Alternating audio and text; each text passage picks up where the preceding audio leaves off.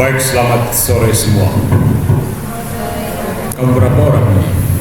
1, 2, 5, 7, 10, 12 orang. 12 rasul. Siapa yang Yudas di sini? Yudas pasti yang paling depan. Ya, Yudas Iskariot kan? Baik, sesuai kesepakatan dengan para pengurus Apirenya ini apa? Aktivitas pendalaman iman Renya Rosario. Kayaknya dari namanya sendiri orang Lama Holland semua ini. Ya. Kenapa Lama Holland? Lama Holland itu adalah salah satu kerajaan di Lama Holland, ada salah satu kerajaan Katolik, satu-satunya kerajaan Katolik di Nusantara. Jadi kalau turunan raja-raja Katolik ini malas-malas dengan imannya, itu kamu bunuh diri saja. Sebaiknya batu kilangan kamu diikatkan ke leher kalian, ya. Penerus kerajaan Katolik Bilangan Tunggal ditenggelamkan di Selat Bangsawan. Baik, sebelum kita mulai, saya perkenalkan diri saya. Nama saya Romo Patricius Nelu, ya. Dari namanya saja jelas bukan orang Lama Holland, ya. Saya orang Timor. Tugas saya sehari-hari sebagai imam khusus Manado Kupang yang mengajar di Seminari Tinggi Satu Mikael, Fakultas Filsafat Universitas Widya Mandira Kupang. Akhirnya ini dari mana? Fakultas mana? Akhirnya ini fakultas mana sih? Ya, semua mahasiswa dari berbagai kampus, kan? Siapa yang dari menikah? Pantas muka malas-malas ya, begitu. Baik, berdasarkan kesepakatan dengan panitia, kita akan berbicara tentang kepemimpinan gereja. Pemimpin gereja. Pada pandangan pertama, sebagai orang Katolik, tidak kan orang Katolik, kita tahu kalau sebut pemimpin itu pasti tidak lari dari uskup, pastor. Kadang-kadang kita sebut sedikit frater dan suster, meskipun mereka bukan pemimpin, tapi kita anggap mereka pemimpin. Nanti sesudah itu baru kita lirik ke katekis, ketua KUB, ketua stasi, ketua DPP dan seterusnya. Itu pemahaman mendasar, ya, pemahaman orang yang belum belajar, pemahaman orang anak-anak sambut baru katakanlah. Tetapi sebagai orang yang sudah, ya, sebagai mahasiswa yang mau belajar mendalami kepemimpinan Kristiani dan sesuai dengan tujuan pertemuan kita, bukan sekedar tahu apa itu arti pendidikan, tetapi juga dengan pemahaman kita tentang apa itu kepemimpinan Kristiani dalam gereja Katolik, kita sedikit banyak bisa mempelajari bagaimana menjadi seorang pemimpin di dalam gereja. Karena tahu bagaimana seorang akademisi yang adalah mahasiswa-mahasiswi itu Anda sedang belajar menjadi seorang pemimpin, entah itu nanti pemimpin dalam keluarga sendiri, pemimpin di dalam masyarakat maupun di dalam gereja. Itu yang tidak terlepas. So, pertemuan kita, saya menyiapkan sebuah artikel yang akan kita bahas bersama. Nanti saya sampaikan presentasi, lalu mungkin 1-2 pertanyaan informatif dan diskusi seputar dasar kepemimpinan dalam komunitas gereja. Dasar dari kepemimpinan di dalam komunitas yang bernama gereja. Dasar kepemimpinan dalam komunitas yang bernama gereja. So, apa itu komunitas? Kita tahu cum bahasa Latin, unus di bahasa Latin, cum bersama-sama menjadi satu, dan komunitas. Komunitas. Di situ harus ada komunikasi, unus kasih, komunikasi. Jadi komunitas, komunikasi. Dan supaya komunikasinya lancar, kita perlu kepemimpinan, manajemen, leadership, dan seterusnya istilah-istilah yang Kalau kamu dari Fakultas Ilmu Sosial dan Ilmu Politik lebih paham tentang itu. Ada satu ungkapan bahasa Inggris seperti receive the gospel of Christ, whose herald you have become. Believe what you read, teach what you believe, practice what you teach. Biasanya kalau kamu mahasiswa-mahasiswi yang sempat mengikuti perayaan tabisan, entah itu diakon, imam atau uskup seperti yang baru-baru terjadi di Kupang, inilah kata-kata yang diamanatkan kepada imam, diakon atau uskup yang tertabis itu.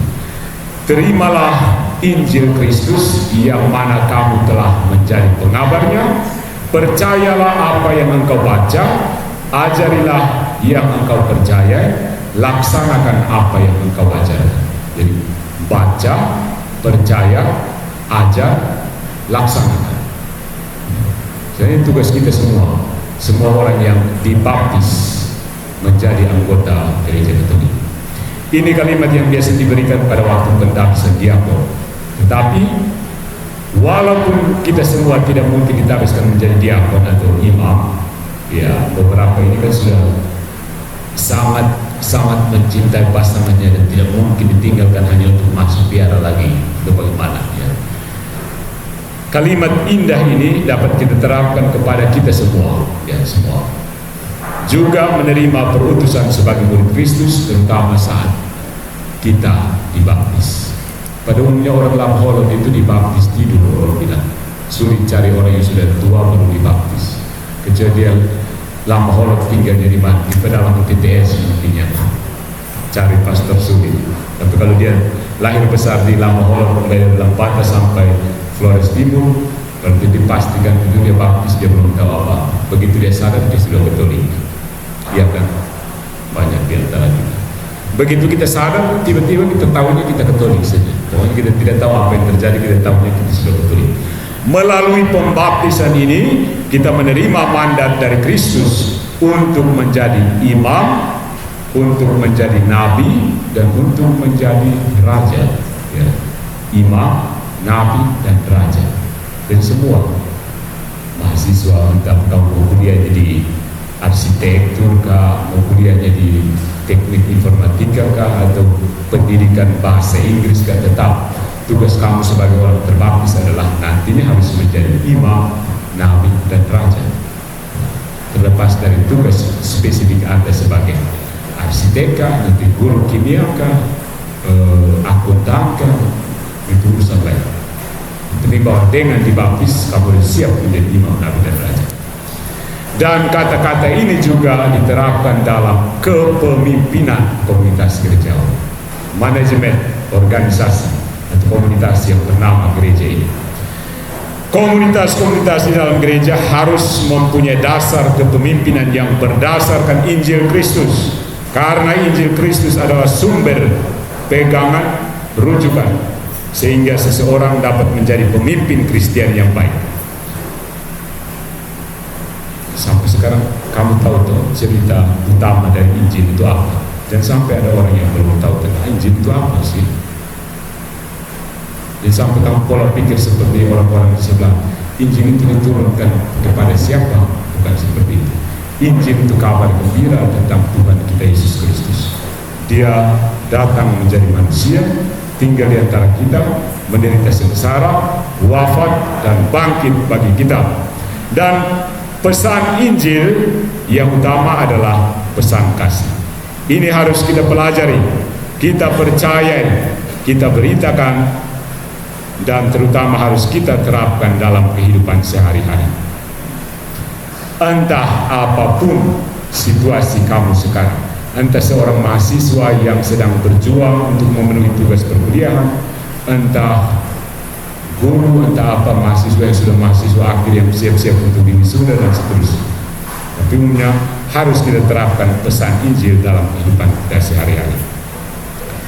Dan tidak ada cara yang lebih efektif untuk memimpin dan mengatur diri sendiri selain menyesuaikan hidup kita dengan ajaran Injil Kristus. Ajaran dari Injil Kristus. Dalam konteks gereja, ya, gereja dalam arti kumpulan orang-orang yang beriman,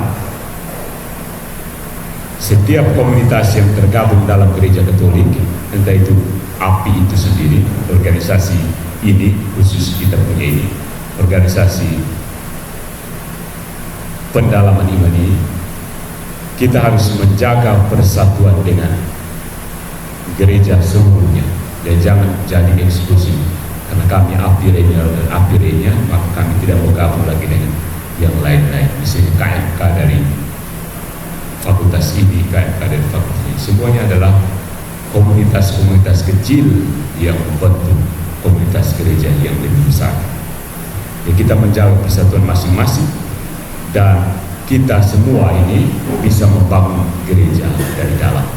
Nah, sebagai pengantar bahwa Injil Kristus itulah yang harus menjadi dasar kepemimpinan kita bersama. Nah, terimalah buku Injil Kristus yang mana kamu telah menjadi pengabdinya. Pada waktu kita mengatakan bahwa kita menerima Injil Kristus, maka kita juga harus mengerti apa yang sebenarnya kita terima. Dengan mengerti pesan dalam Injil Kristus, maka kita bisa menyadari prinsip-prinsip kepemimpinan yang diinginkan oleh Kristus. Sebenarnya apa itu prinsip kepemimpinan? Leadership. Ada banyak pembicara, ada banyak mentor, terutama mahasiswa pasti kenal banyak mentor ya, yang berbicara tentang leadership, manajemen, bisnis dan sebagainya. Tapi toh sebagai orang beriman tidak ada pemimpin yang lebih unggul daripada Tuhan kita Yesus Kristus. Pemimpin legendaris dia. Sampai sekarang pengikutnya bertebaran di mana-mana, baik yang lurus maupun yang skismatik dan heretik. Pengikut, pemimpin Yesus Kristus.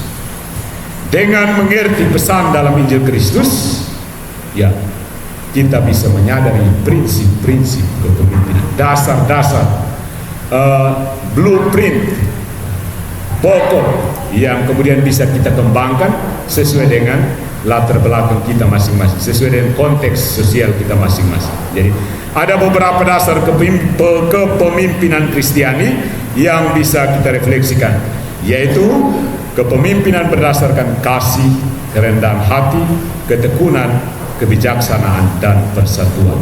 Kita elaborasi ya. Yang pertama, kasih adalah dasar dari semua karya kerasulan dan kepemimpinan Kristiani. Kasih. Orang Kristen itu, kita sebagai orang beriman, terutama orang Katolik, bicara mau putar bagaimana akhirnya harus bermuara kepada kasih. Berawal dari kasih dan bermuara kepada kasih. Dalam Injil Markus bab 12 ayat 29 sampai 31, jawab Yesus, hukum yang terutama ialah, dengarlah hai orang Israel, Tuhan Allah kita, Tuhan itu Esa. Kasihilah Tuhan Allahmu dengan segenap hatimu, dan dengan segenap jiwamu, dan dengan segenap akal budimu, dan dengan segenap kekuatanmu. Dan hukum yang kedua ialah, kasihilah sesamamu manusia seperti dirimu sendiri. Tidak ada hukum lain yang lebih utama daripada kedua hukum ini. Kasihi Tuhan Allahmu, kasihilah sesamamu manusia. Kalau kasih kepada Tuhan dan sesama adalah perintah yang utama dan tidak ada hukum lain yang lebih utama daripada kedua hukum tersebut, maka hal ini juga berlaku sebagai dasar kepemimpinan dalam komunitas gereja. Bahkan kalau kita membaca semua pesan dan perintah di Alkitab, di sini ada yang rajin baca Alkitab, tidak? Sekarang kan sebenarnya semakin mudah baca Alkitab, tinggal pakai aplikasi. Setiap hari kamu sebagai orang Katolik bisa buka, hari ini Injil apa, bisa langsung baca sedikit, tanpa renungannya sedikit, kamu bisa memperkaya iman. Kita menyadari bahwa semua perintah tersebut mempunyai dasar kasih, sehingga Rasul Paulus mengatakan bahwa kalau seseorang dapat berbicara dengan semua bahasa manusia dan malaikat, dapat bernubuat, memiliki seluruh pengetahuan, memiliki iman, membagi-bagikan harta maupun menyerahkan diri untuk dibakar sekalipun, kalau tanpa kasih, maka semuanya menjadi tidak berguna. Mau gaya bagaimanapun, punya banyak uang, mau jadi penderma seperti apapun, tapi kalau tidak didasarkan kasih, Semuanya tidak berguna. Itu dalam 1 Korintus bab 13 ayat 1 sampai 13. Jadi, adik-adik sekalian, kalau kita dapat melihat supremasi dari kasih, keutamaan dari kasih ini yang mengatasi segalanya, maka sedemikian pentingnya posisi cinta kasih ini, sehingga Santo Agustinus mengatakan, jika seseorang memiliki kasih, maka orang tersebut bisa berbuat apa saja, suka-suka buat apa saja, yang penting kamu punya kasih. Ya, kalau direnungkan benar juga ya, yang penting kamu memiliki kasih, silahkan buat apa saja. Karena orang yang memiliki kasih tidak mungkin berdosa, tidak mungkin melakukan hal-hal jahat. Karena inti kasih itu adalah menghendaki sesuatu yang baik pada diri orang lain. Dengan dia kita berrelasi. Tidak mungkin kalau kamu punya kasih lalu berniat untuk menjelekkan orang lain, memburukkan orang lain. Ya. Tapi sekarang banyak yang tidak punya kasih ya, biasanya duduk gosip orang lain punya nama. Kamu sudah tahu belum itu orang ini? Akhirnya di mana kita berkumpul, orang lain diburuk-burukkan. Kita bukan lagi memberkati orang lain, tapi kita mengutuk orang lain dengan kata-kata tidak ya, kata-kata gosip lah, orang kata sekarang gosip. Dan gosip ini ternyata bukan saja di antara kelompok yang dulu ngerumpi itu, tapi juga disebar ke media massa. Jadi menggosipkan orang lain lewat media yang tidak seharusnya. Kasih yang menjadi dasar dari setiap perbuatan kita inilah menjadi dasar dari spiritualitas pemimpin Kristiani. Ya. Orang sering salah melangkah dengan mencoba aktif dalam kegiatan-kegiatan. Misalnya sebagai mahasiswa yang super aktif, dia masuk keluar ke dalam banyak organisasi, banyak melakukan kegiatan, terlibat dalam kegiatan apa saja di kampus maupun ekstra kampus, tetapi tanpa landasan spiritual yang baik, apalagi sebagai orang Katolik. Orang sering mencoba untuk mengasihi sesama dengan cara aktif dalam kegiatan gereja tanpa landasan kasih kepada Allah. Orang jatuh ke dalam humanisme sebenarnya, hanya urus manusianya tanpa sedikit berpikir lebih ke atas. Tanpa berlandaskan kasih Allah, seseorang yang mencoba aktif dalam evangelisasi, penginjilan, tidak akan bertahan lama. Karena tinggal menunggu waktu, maka akan terjadi keributan, ketidakcocokan dengan teman, dan akhirnya akan tercerai-berai. Jadi api kelompok organisasi ini juga, kalau salah satu dasarnya bukan kasih, kita akan bubar cepat, bakalai sana sini, curiga tentang ini itu, dan akhirnya kita rumah. Ini sama halnya seperti membangun rumah di atas pasir, seperti di dalam Matius 7 ayat 26, yang tidak akan bertahan pada waktu badai menerpa. Jadi untuk bisa melakukan penginjilan maupun kepemimpinan, maka seseorang harus mengasihi Tuhan terlebih dahulu. Dengan demikian, semua kegiatan gereja dan kegiatan penginjilan adalah merupakan buah dari kasih kita kepada Allah. Buah pohon itu kan memiliki buah, dan buah itulah yang dinikmati. Ya. Bunda Teresa dari Calcutta pernah mengatakan seperti ini: the fruit of silence is prayer, the fruit of prayer is faith, the fruit of faith is love, the fruit of love is service, the fruit of service is peace.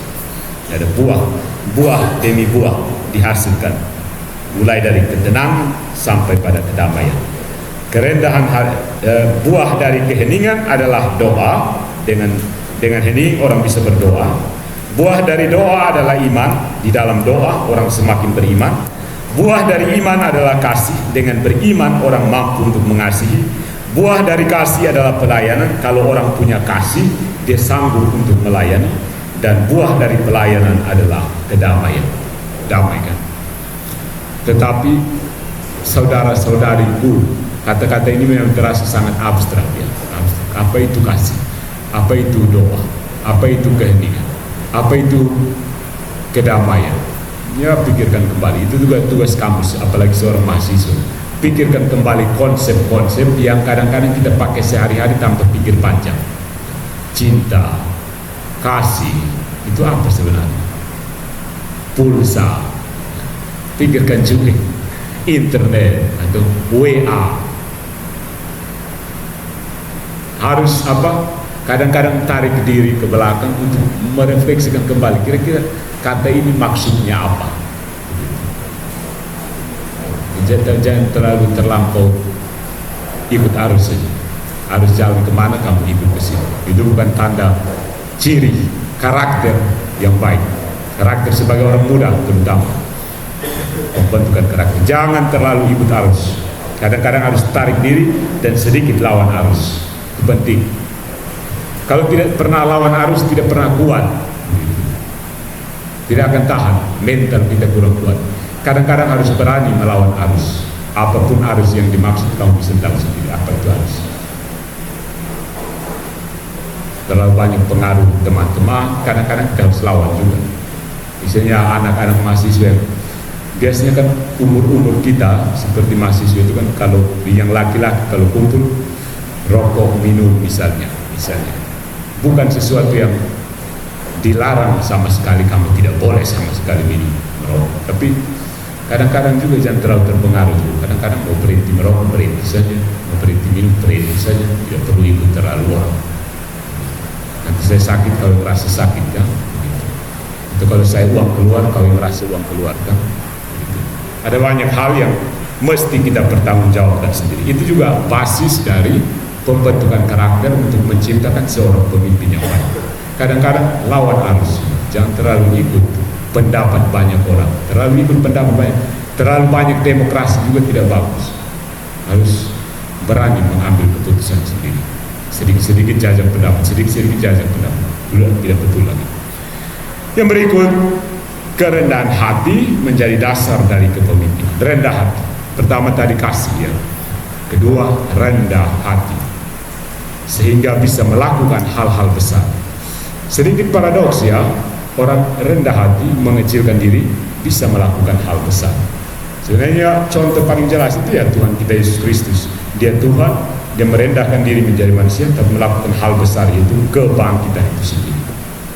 Nah, sesudah ia membasuh kaki mereka, ia mengenakan pakaiannya dan kembali ke tempatnya. Lalu ia berkata kepada mereka, mengertikah kamu apa yang telah aku perbuat kepadamu? Kamu menyebut aku guru dan Tuhan, dan katamu itu tepat, sebab memang akulah guru dan Tuhan. Jadi, jikalau aku membasuh kakimu, aku yang adalah Tuhan dan gurumu, maka kamu pun wajib saling membasuh kakimu. Sebab aku telah memberikan suatu teladan kepada kamu, supaya kamu juga berbuat sama seperti yang telah kuperbuat kepadamu. Pasti kita ingatkan, ini bagian dari Injil yang kita bacakan, kita dengarkan waktu malam Kamis Putih sebelum pembasuhan kaki para rasul. Dari Injil Yohanes bab 13 ayat 12 sampai 15. Dapat dikatakan bahwa kerendahan hati adalah merupakan fondasi dari kehidupan spiritual seseorang.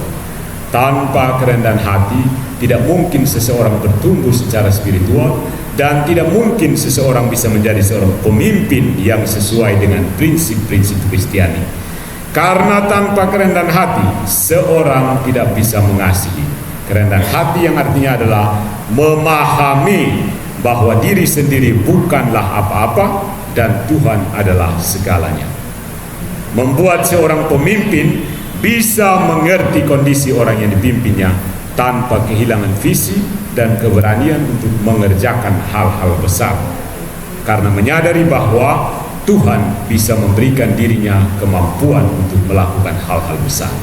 Jadi membiarkan diri kecil supaya Tuhan ini yang melakukan karya besar. Jangan kamu buat diri besar, akhirnya Tuhan hanya bisa melakukan hal-hal kecil melalui kamu, karena kamu sudah membesarkan diri. Kerendahan hati ini membuat seorang pemimpin mempunyai kehormatan, harga diri. Orang yang rendah hati justru bisa punya harga diri besar. Semakin dia rendah hati, semakin tinggi harga diri. Kitab Amsal mengatakan, tinggi hati mendahului kehancuran, tetapi kerendahan hati mendahului kehormatan. Amsal bab 18 ayat 12. Ada banyak pemimpin yang bersikap tinggi hati karena ingin mendapatkan kehormatan dari bawahannya. Ya, banyak belajar ya dari sini. Tetapi kitab Amsal justru mengatakan bahwa tinggi hati bisa membawa kehancuran dan kerendahan hati justru membawa kehormatan. Kita bisa belajar kerendahan hati dari Yesus yang telah merendahkan dirinya untuk menjadi manusia dan memberikan dirinya untuk mati di kayu salib. Filipi bab 2 ayat 8, sehingga mendatangkan keselamatan bagi seluruh umat manusia. Kerendahan hati juga membuat seorang pemimpin bisa melakukan hal-hal besar. Ya, pertanyaannya bagaimana kalau rendah hati bisa hal-hal besar? Kelihatannya paradoks kan?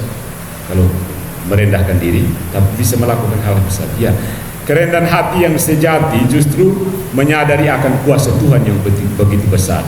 Dengan bersandar pada kekuatan Tuhan sendiri, maka pemimpin yang baik bisa melakukan the great things, hal-hal besar.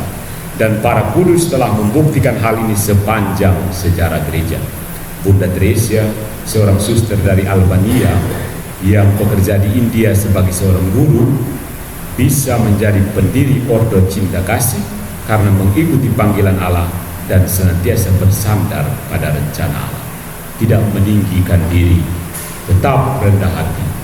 Jadi pesan dari Santo Agustinus untuk mendapatkan pengetahuan, untuk hidup baik, apalagi sebagai seorang mahasiswa perlu dipegang teguh. Kunci kesuksesan itu ada 3. Yang pertama rendah hati, yang kedua rendah hati, yang ketiga rendah hati. Santo Agustinus. Nah, itu tentang kerendahan hati. Kasih, rendah hati. Yang berikut adalah ketekunan. Ketekunan, perseverance orang bilang. Setahu saya, karena saya juga dulu pernah muda kan, dulu umur mahasiswa. Salah satu hal yang buat kita orang muda itu kurang selalu mau cari variasi banyak. Kita kurang bertahan, ya. Maunya variasi macam-macam. Sedikit saya sudah membosankan. Kita maunya sedikit banyak variasi sana sini. Biasanya kadang-kadang dalam perayaan Ekaristi juga kita minta kalau bisa pastornya variasi saja, tidak bisa monoton. Karena bagi kita orang muda yang sedang mencari-cari orientasi, sesuatu yang bertahan itu bagi kita monoton dan membosankan, ya. Kita cepat bosan. Tetapi ada satu nilai yang perlu diperjuangkan oleh kita orang-orang muda, adalah nilai ketekunan. Teguh. Jangan loncat seperti kutu loncat sana, loncat sini. Tekun ini juga misalnya kamu sudah memilih fakultas ini, harus memfokuskan diri kepada pengetahuan pelatihan seputar bidang yang kamu minati tersebut. Misalnya kamu kuliahnya di Fakultas Pendidikan Kimia, jadi banyak cari hal-hal seputar pendidikan dan kimia untuk meningkatkan diri. Penting, fokus. Jangan lari sana, lari sini. Kuliahnya pendidikan kimia tapi lebih banyak datang ke bengkel untuk perbaiki. Utak-atik motor. Ini kuliah salah. Tidak perlu. Ketekunan menjadi syarat mutlak untuk menjadi pemimpin yang baik. Dan ketekunan menimbulkan tahan uji, dan tahan uji menimbulkan pengharapan, dan pengharapan tidak mengecewakan karena kasih Allah telah dicurahkan di dalam hati kita oleh Roh Kudus yang telah dikaruniakan kepada kita. Roma bab 5 ayat 4-5. Ada begitu banyak pemimpin-pemimpin yang terlihat baik dan cakap dalam komunitas-komunitas gereja. Tetapi kecakapan ini, keterampilan ini mengalami ujian dalam kondisi-kondisi yang sulit, seperti anggota komunitas yang berkurang, perpecahan di dalam komunitas, ketidakpuasan akan pemimpin, dan juga arah tujuan dari komunitas. Dalam kondisi seperti ini maka diperlukan suatu ketekunan, tekun untuk setia terhadap panggilan. Dan kita bisa belajar dari Rasul Paulus yang terus setia dalam panggilannya walaupun mengalami hukuman cambuk di penjara, diasingkan, beberapa kali hampir terbunuh, sampai akhirnya dia dibunuh, benar-benar dibunuh di Roma, menjadi martir. Inilah sebabnya Rasul Paulus mengatakan, karena itu larilah begitu rupa sehingga kamu memperolehnya. Bertandinglah sedemikian rupa sehingga kamu mendapatkan mahkota kemenangan. 1 Korintus bab 9 ayat 24. Rasul Paulus menekankan bahwa kita harus bertekun sehingga kita dapat sampai pada satu tempat tujuan. Jadi kalau pindah variasi sana variasi sini, terakhir tidak pernah sampai ke tujuan kamu. Misalnya tujuan kamu adalah sarjana ekonomi, tapi kamu waktu saat kuliahnya loncat sana, loncat sini, tidak jelas sana sini. Orang tua kasih uang untuk kredit, kamu pakai untuk beli HP terbaru, akhirnya tidak sampai ke tujuan. Pada saat standar waktu yang ditentukan oleh kampus, kamu masih belum selesai juga. Akhirnya terpaksa dipaksa supaya jangan DO. Kamu dipaksa matang. Selama kasih waktu kamu bermain-main. Begitu sudah nyaris drop out, baru mukul di sini. Yang berikut ya sudah cinta kasih, rendah hati, tekun. Yang berikut ini adalah ketulusan. Ini sampai sini masih ke abstrak ya.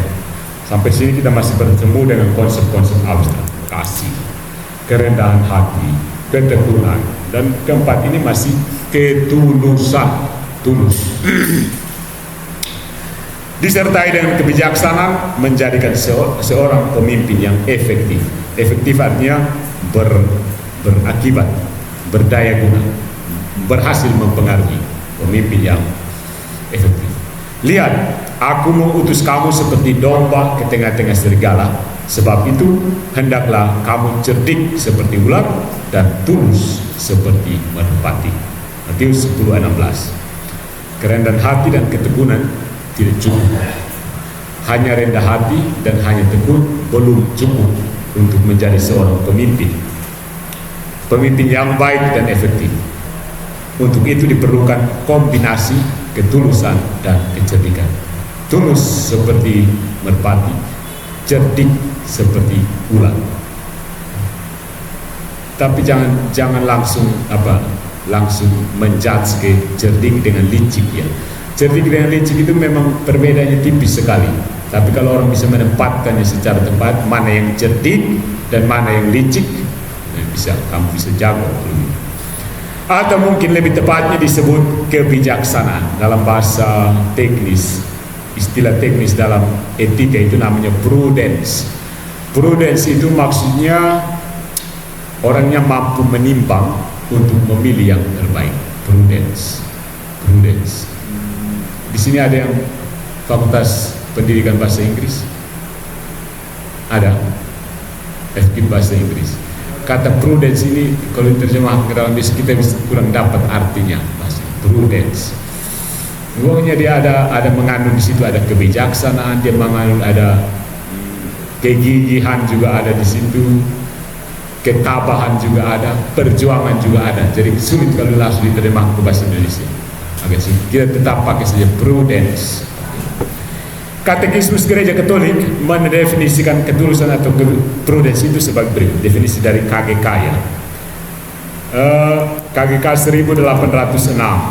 Kebijaksanaan yang dimaksud dengan prudence ini adalah kebajikan. Kebajikan ini juga dari kata keutamaan atau virtus yang membuat budi praksis rela supaya dalam setiap situasi mengerti kebaikan yang benar dan memilih sarana yang tepat untuk mencapainya. Ya. Semacam ada insting untuk tahu pada saat dihadapkan dengan pilihan dia bisa memilih yang tepat. Nah, ini subtil sekali, tidak bisa diajarkan, tapi hanya bisa dialami melalui pembiasaan. Jadi semakin kamu menghadapi dilema dalam kehidupan, kamu akan semakin bertumbuh dalam prudence. Ya. Begitu tiap kali kamu dihadapkan antara pilihan antara mau pulang ke Lamaholor atau tetap di Kupang misalnya karena sesuatu. Di situ kamu mulai mengembangkan apa yang dinamakan prudence. Jadi kebajikan yang membuat akal budi kita dalam setiap situasi mengerti tentang kebaikan sehingga bisa memilih yang benar, sarana yang tepat. Ya. Dan itu hanya bisa dicapai lewat pengalaman saja. Tidak bisa saya bicara seperti ini lalu sebentar kamu sudah bisa memiliki prudence, tidak. Jadi dialami sendiri baru bisa. Orang yang bijak memperhatikan langkahnya. Amsal bab 14 ayat 15. Karena itu kuasailah dirimu dan jadilah tenang supaya kamu dapat berdoa. 1 Petrus bab 4 ayat 7. Kebijaksanaan ini ialah akal budi benar sebagai dasar untuk bertindak. Demikian Santo Thomas menulis dalam Summa Theologia. Mengikuti Aristoteles, dia tidak mempunyai hubungan dengan rasa malu atau rasa takut, dengan lidah bercabang atau berpura-pura. Orang menamakan dia auriga virtutum, artinya pengemudi kebajikan, drivernya dari semua keutamaan. Kata-kata ini abstrak sekali ya, bidang etika sebenarnya. Dia ini, prudence ini, mengemudikan kebajikan lain karena memberi kepada mereka peraturan dan ukuran. Kebijaksanaan ini langsung mengatur keputusan hati nurani. Manusia yang bijak ini menentukan dan mengatur tingkah lakunya sesuai dengan keputusan ini. Dan berkat kebajikan ini, kita menerapkan prinsip-prinsip moral tanpa keliru atas situasi tertentu dan mengatasi keraguan-raguan tentang yang baik yang harus dilakukan dan yang buruk yang harus dielakkan. Jadi singkatnya seperti tadi, ini penjelasan panjang lebar pendefinisian dari Katekismus Gereja Katolik. Tapi kalau kita bahasakan secara sederhana, artinya kemampuan untuk bisa memutuskan mana yang baik yang harus diambil. Itu orang tidak bisa dikte kita. Kita bisa konsultasi kemana-mana. Misalnya kalau anak muda, misalnya kadang-kadang kenal satu romo akan dihadapi masalah, biasanya tanya ke romo, kira-kira bagaimana romo? Romo mungkin akan membantu memberikan saran, tapi toh akhirnya kamulah yang harus memutuskan.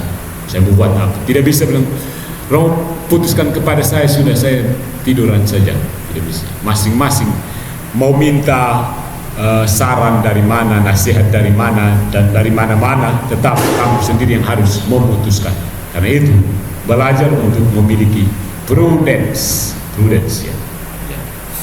Kebijaksanaan untuk bisa menetapkan pilihan. Jadi pemimpin bisa saja mempunyai kasih, tetapi dia dapat salah menerapkan kasih. Dia bisa dapat saja mempunyai kerendahan hati, ketekunan maupun ketulusan, namun dapat saja tidak mempunyai prudence ini, tidak mempunyai kebijaksanaan ini, sehingga sulit untuk menjadi pemimpin yang efektif.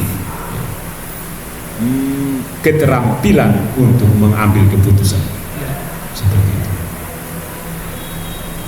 Kebijaksanaan ini membuat seseorang tahu bagaimana harus bertindak, bukan berdasarkan kepentingan diri, namun berdasarkan kebenaran, bukan berdasarkan cari muka, namun ketulusan hati, tidak bermegah dan tidak tinggi hati, namun mampu mengerjakan hal-hal besar maupun kecil, dijiwai dengan kasih yang besar. Ya, itu tentang prudence ya, masih sangat-sangat abstrak. Tapi ya, saya mengajak kita untuk berpikir melampaui yang konkret-konkret. Sudah saatnya sebagai namanya juga pendalaman iman, kita dug in alto, berani untuk bertolak lebih ke dalam. Namanya juga pendalaman. Kalau pendangkalannya kita main-main seputar data saja. Data ini mengatakan seperti ini, tidak bisa, kita harus melampaui yang begitu. Makanya saya mengajak kita berpikir sedikit lebih abstrak ya. Oke. Yang kelima, harap jangan bosan ya, baru halaman 2 dari 263 halaman. Yang kelima, menjaga persatuan dalam gereja menjadi tanda pemimpin yang dewasa. Nah, ini penting. Pemimpin-pemimpin Kristen kita, tapi kalau akhirnya berusaha untuk memecah belah gereja, itu buang saja pemimpin seperti itu. Pemimpin yang tidak berkarakter yang baik, mau punya rendah hati, bijaksana apa segala, tapi kalau ujung-ujungnya memecah belah gereja, memecah kumpulan orang-orang yang di dalam gereja, berarti tidak pakai. Dan aku tidak akan lagi di dalam dunia, tetapi mereka masih ada di dalam dunia, dan aku datang kepadamu, ya Bapa yang kudus, peliharalah mereka dalam namamu, yaitu namamu yang telah engkau berikan kepadaku, supaya mereka menjadi satu sama seperti kita. Yohanes bab 17 ayat 11. Ut omnes unum sit, bahasa Latinnya. Seorang pemimpin di dalam komunitas gereja tidak dapat memisahkan diri dari gereja. Oleh karena itu, seorang pemimpin yang baik akan senantiasa menjaga persatuan, senantiasa membangun gereja dari dalam. Pemimpin yang mencoba memisahkan diri dari gereja bertentangan dengan sikap kerendahan hati dan kasih. Memisahkan diri adalah cermin dari kesombongan yang mengutamakan pendapat dan sentimen pribadi dengan mengorbankan kebaikan bersama, bonum comune, common good. Dan karena kebaikan bersama dikorbankan, maka intensi dari kasih juga dipertanyakan. Kamu kasih betul atau tidak? Karena kamu mengorbankan kebaikan bersama. Terutama jika kita mengingat bahwa dalam perpecahan yang dilakukan oleh seorang pemimpin, maka ada banyak orang atau pengikutnya yang turut bergabung, terlibat dalam perpecahan tersebut. Ya, mungkin kalian sendiri mungkin pernah mengalami bagaimana di dalam KUB atau stasi ada satu pemimpin yang memprovokasi kelompok orang tertentu melawan kelompok yang lain, jadi perpecahan. Biasanya hati-hati, karena biasanya sering terjadi menjelang pemilihan caleg-caleg itu, karena kelompok ini dukung ini, akhirnya pastornya tidak tenang, dia pergi dukung lagi situ, akhirnya ini pastor dukung itu orang, pastor tidak dukung kamu, bentrok sudah. Ya. Nah itu yang kedua ya, ini garis besarnya bagaimana supaya kamu jangan pusing. Ya, pertama itu pendahuluannya, dasar. Kedua ini tentang terima buku Injil yang mana kamu telah menjadi pengabarnya, yaitu kasih dan sampai menjaga persatuan. Yang ketiga ini adalah percayalah apa yang engkau baca. Jadi tadi itu kita terima Injil yang berisi kerendahan hati. Maksudnya isi dari Injil itu adalah kerendahan hati, kasih, ketulusan, prudens ini, dan persatuan, menjaga persatuan. Sekarang kita mau percaya apa yang kita baca. Setelah kita mengenal prinsip kepemimpinan tadi, seperti yang dituliskan dalam Injil Kristus, maka kemudian kita harus mempercayainya, kita harus mengimaninya. Mengapa kita percaya? Kita percaya karena martabat dari yang memberi saksi dalam hal ini adalah Kristus Allah Putra. Kita percaya akan apa yang tertulis dalam Alkitab, karena apa yang tertulis adalah merupakan wahyu dari Allah. Dan karena Allah tidak mungkin berbohong, tidak mungkin mau menyia-nyiakan kita, maka kita mempercayai apa yang tertulis dalam Alkitab yang kita bahas tadi. Pokok-pokok, beberapa pokok. Dan ini adalah esensi dari iman. Pendalaman iman.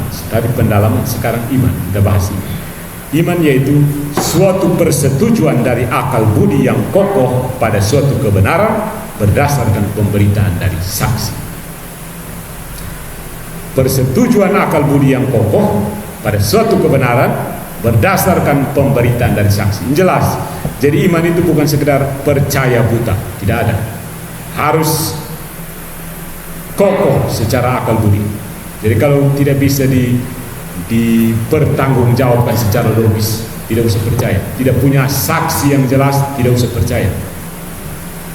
Ada perbedaan prinsip antara mempercayai dengan mengetahui. Perbedaannya terletak pada kepastian dari akal budi kita untuk menyerahkan diri kepada kebenaran tersebut. Kepercayaan akan suatu kebenaran membuat seseorang menempatkan kebenaran di atas kepentingan pribadi, baik pendapat sendiri maupun keberadaannya. Dan kepastian ini membuat seseorang mempunyai pengharapan yang kuat akan apa yang dijanjikan di dalam kebenaran tersebut. Ada satu cerita seperti ini ya. Saya ceritakan seperti ini, tapi mudah-mudahan kamu bisa tangkap. Maksudnya saya mencoba membahasakan secara tulisannya. Seorang tukang akrobat, tahu tukang akrobat ya, berjalan dari atap rumah ke atap rumah yang lain. Jadi dia jalan dari atap rumah ke sini ke sana hanya dengan menggunakan tali, karena ada akrobat itu kan, pasang tali lalu dia mencoba berjalan dari atap rumah ke atap rumah. Banyak orang mengkhawatirkan keselamatan tukang akrobat ini. Banyak orang khawatir, tapi dengan kepiawaiannya, dengan keahliannya berakrobat, dia bisa berjalan di atas tali dari atap rumah satu ke atap rumah yang lain tanpa terjatuh. Orang-orang bertepuk tangan dan bersorak-sorai karena dia berhasil kan meniti itu satu utas tali dari atap ke atap. Tinggi loh, sekitar rumah 2 tingkat itu, rumah 2 lantai. Kemudian tukang akrobat itu bertanya kepada para penonton, bayangkan cerita ini ya. Saya susun pakai bahasa dan saya biasanya tidak jago cerita sih. Apakah Anda percaya bahwa saya bisa berjalan di atas tali ke atap rumah di seberang sana? Ditanya kepada penonton yang teriak-teriak. Para penonton yang gemuruh menyerukan bahwa mereka percaya setelah mereka melihat bahwa tukang akrobat tersebut telah membuktikan trik tersebut berkali-kali. Dan mereka percaya. Dan memang benar, akhirnya tukang akrobat tersebut sampai ke atap rumah yang lain dengan selamat. Tukang akrobat tersebut bertanya kembali, apakah Anda semua percaya bahwa saya dapat berjalan di atas tali ke atap rumah di seberang sana lagi? Maksudnya tiap kali dia selesai dari satu rumah ke sini, dia tanya, kamu percaya saya bisa lanjut? Gas lanjut ke sana. Gitu. Karena kami percaya, karena ini terbukti kan, kamu sudah lewat ini, sudah meniti lewat dari sini lagi. Lalu para penonton yang gemuruh dan penuh antusias menyerukan bahwa mereka percaya. Kemudian tukang akrobat tersebut bertanya kembali, kalau Anda percaya, apakah ada dari antara Anda yang mau saya gendong sambil saya berjalan di atas tali ke atap rumah itu? Ya. Maksudnya dia sudah menunjukkan begitu. Dia sudah dari satu atap ke atap lain lewat atas tali. Begitu dia selesai satu atap, dia tanya, kamu percaya saya bisa lanjut? Yang percaya, lanjut lagi. Begitu sudah beberapa rumah, dia tanya, kalau begitu kamu mau saya gendong satu orang di antara kamu? Mau ke tidak? Begitu. Mau ke tidak? Takut jatuh. Siapa tahu sampai giliran gendong kamu keberatan dan jatuh sama-sama parah. Di bawah ini kan langsung habis. Jadi berdasarkan cerita anekdot ini yang dikarang khusus untuk membawa suasana, tiba-tiba suasana dicekam keheningan. Yang tadi orang tepuk tangan banyak, keheningan yang dalam karena semua penonton membisu.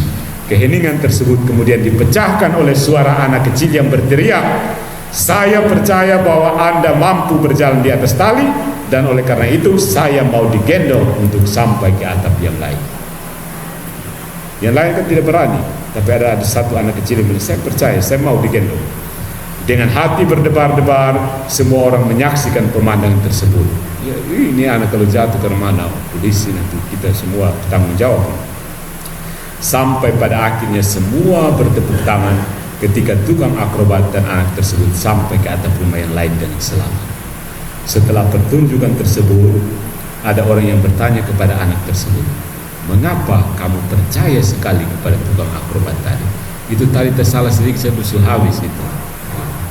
Dan dengan tersenyum anak tersebut menjawab, karena tukang akrobat itu adalah bapak saya, ayah saya. Jadi bapak sendiri bisa percaya. Kuncinya di situ. Oh, ternyata kau punya bapak ya. Inilah perbedaan antara tahu dan percaya. Ya, kalau kita pembapak pasti kita percaya kan. Mau mati-mati, kok itu saya pembapak, paling saya mati-mati. Tapi pasti tidak percaya ini saya pembapak, jadi tidak mungkin diangkat buang saya. Itu perbedaannya di sini. Dan ini kamu bisa refleksikan sendiri mengenai hubungan kita dengan orang tua kita dan saudara kita, itu beda sekali dengan hubungan dengan orang lain. Ada satu hal yang mengikat kita, cinta kasih yang berbeda, filial love, cinta persaudaraan, cinta darah berdasarkan hubungan darah. Itu lain sekali ceritanya. Malah antara orang tua. Si anak itu ternyata adalah ayahnya sendiri, jadi dia santai-santai saja. Paling ya saya mati dan saya pembapak. Bagaimana ya? Pokoknya aku itu saya pembapak. Dia mau apa? Inilah perbedaan antara tahu dan percaya. Penonton di atas tahu bahwa tukang akrobat bisa berjalan dari atas tali, namun hanya anak tersebut yang benar-benar percaya bahwa tukang akrobat tersebut bisa melakukannya. Kunci dari kepercayaan ini adalah anak tersebut mempunyai hubungan yang baik dengan si tukang akrobat tadi, yang adalah ayahnya sendiri. Anak tersebut percaya bahwa ayahnya tidak mungkin berbohong dan bahwa ayahnya tidak akan mungkin mencelakakan dia. Dia percaya betul.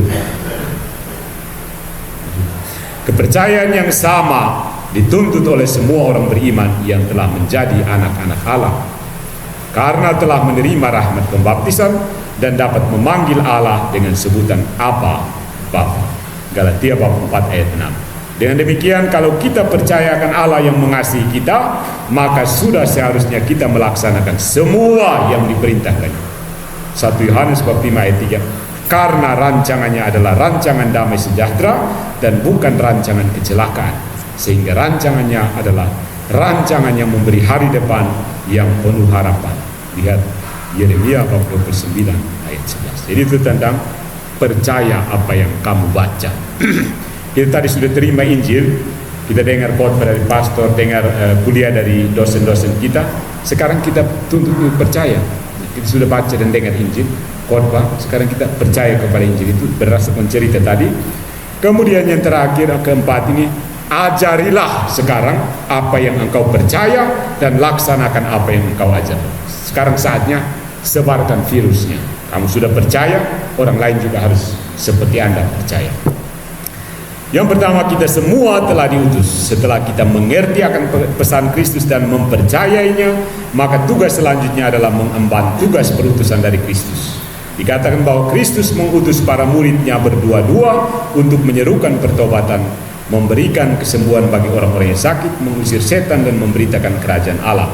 Markus 6, 7-13, Lukas 10, 1-11. Dan perutusan ini dipertegas dalam amanat agung di mana Kristus mengatakan, karena itu pergilah, jadikanlah semua bangsa muridku dan baptislah mereka dalam nama Bapa dan Putra dan Roh Kudus, dan ajarlah mereka melakukan segala sesuatu yang telah kuperintahkan kepadamu.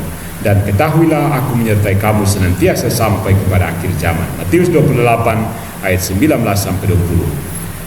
Kristus mengutus kita untuk menyebarkan kabar gembira kepada semua orang dengan mengutus para murid berdua-dua. Berdua-dua karena memang Kristus menghendaki kita untuk melayani bersama-sama dalam satu komunitas.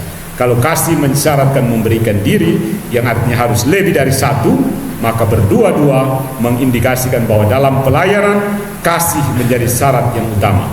Hanya dengan pelayanan kasih inilah maka pemimpin bisa melayani umat dengan baik.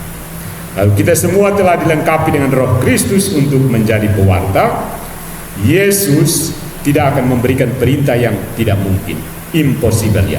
Kalau dia mengatakan bahwa para murid harus mewartakan kabar gembira ke seluruh dunia, maka dia juga memberikan kepada murid-muridnya kemampuan untuk melakukan amanat agung ini. Dan Yesus telah memampukan kita untuk melakukan tugas pewartaan, karena dia sendiri telah memberikan Roh Kudus kepada para murid. Ingat Pentakosta beberapa hari lalu, sehingga para murid mampu untuk mewartakan kabar gembira dengan penuh keberanian dan sukacita, mampu untuk menghadapi penderitaan dengan tabah dan menghadapi segala yang terjadi di dalam hidupnya dengan sukacita, kedamaian, kesabaran, kemurahan hati, kebaikan, kesetiaan, kelemah lembutan, pengendalian diri. Karena apapun yang dilakukannya senantiasa berdasarkan kasih. Dengan kata lain, pemimpin dalam komunitas gereja harus menampakkan buah-buah roh.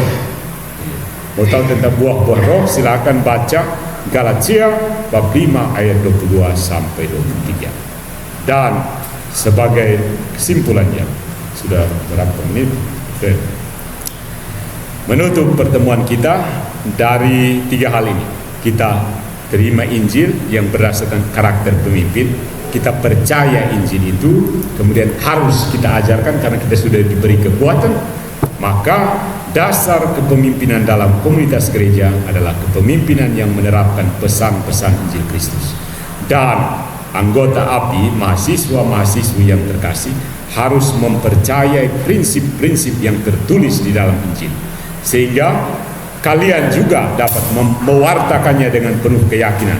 Dan mewartakan Injil Kristus bukanlah suatu pilihan, namun keharusan, suatu perintah agung yang diberikan oleh Kristus sendiri.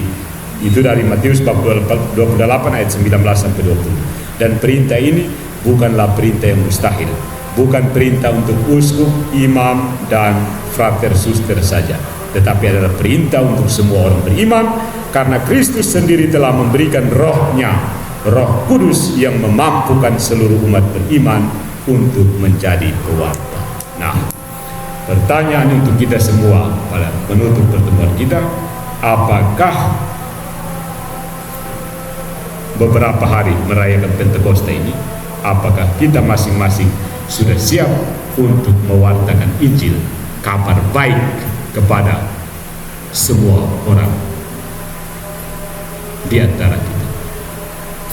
Ya, bukan sekedar cerita-cerita, tapi bersaksi kepada mereka lewat kehidupan kita sehari-hari bahwa saya ini adalah seorang Kristen, pengikut Kristus yang sejati.